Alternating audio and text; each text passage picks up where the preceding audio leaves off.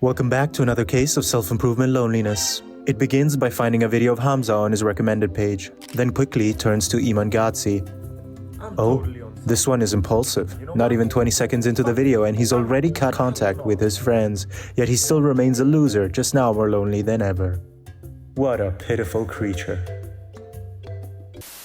Being better, bettering yourself. Bettering yourself better than others. We live in the present, not the past. Being better than yourself is kind of... Bro, let me cook, okay? Let me cook. What I mean is that if everyone was in self-improvement, as in everyone was living in the present, working towards the future, then wouldn't everyone hate each other?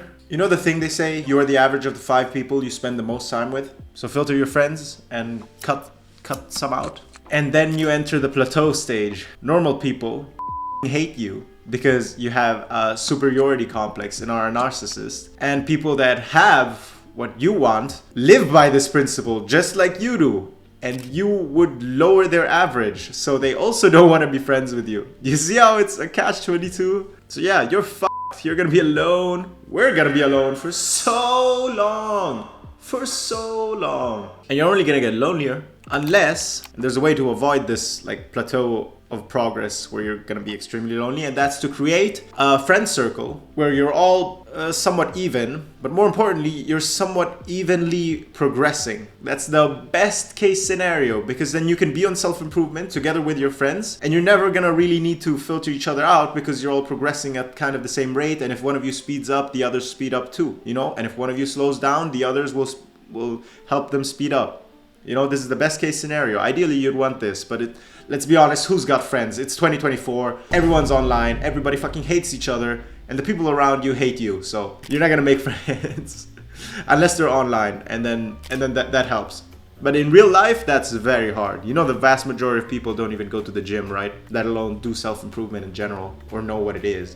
Yeah, think about that. It's like a reverse bell curve with a big dip in the middle. But if you make it to the other side, your reward is friends, real ones. Guys, I finally managed to hold eye contact with my crush for more than 3 seconds. Hey, big ups, W. Jacob. Hey. Ones that help you better yourself and better themselves as well. Brothers, not the kind that you're born with, but the ones you choose. The blood of the covenant is thicker than the water of the womb. Bonds created through shared experiences are deeper than ones formed at birth, is what I mean. We are to be grateful for our family, don't get me wrong, but not necessarily do they always have your best interest for you. And sometimes it's not even on purpose. Always analyze. It's the actions that matter, not words. Words are like hot air, carbon dioxide, literally. Actions are real. They exist in the real world, in the current world, because they alter it and you can perceive that they did through your 5 senses. You can, let me clarify this because maybe you don't believe it. I didn't believe this when I was at the beginning of self-improvement. I thought I was going to be alone forever. You can be friends with people that genuinely like you and want to see you succeed. And you will want the same for them. They exist. Stop being insecure. I don't actually think there's anything wrong with being in self-improvement. I just think that some aspects of it are very isolating, you know, by nature of what it's called. It's called self-improvement, not ourselves improvement. So the name itself doesn't imply that a lot of people are going to be on it together. It implies more a solitary journey, which it is, but everyone preaches it with the intent of getting as many people on it as possible. So do you see how that doesn't really make sense? Because everyone wants to be on self-improvement, everyone that is on self-improvement wants others to be on self-improvement, but then we also like isolate ourselves. And I can see how some people probably don't vibe with that, and that's why they never end up getting on it. I think self-improvement is overall good for the people. I do, however, think that there are some concepts about it which are very toxic, and you should probably take more with a grain of salt. Just make sure that the way you act in the real world is in line with your values. What you think isn't you. You aren't your thoughts, or your actions. Remember that.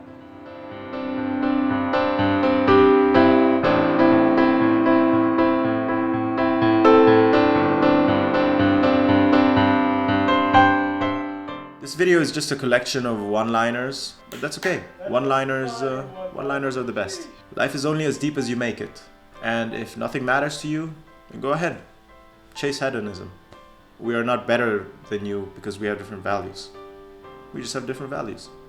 And if you follow your values, as far as I'm concerned, you're more fulfilled than I am. But if you're looking for meaning and have values, then the one-liner is the best possible thing you could ever live by. Make it simple. Make it real simple. Less words, more actions. Less hot air, more meaning in your life. See you in the next one. Goodbye.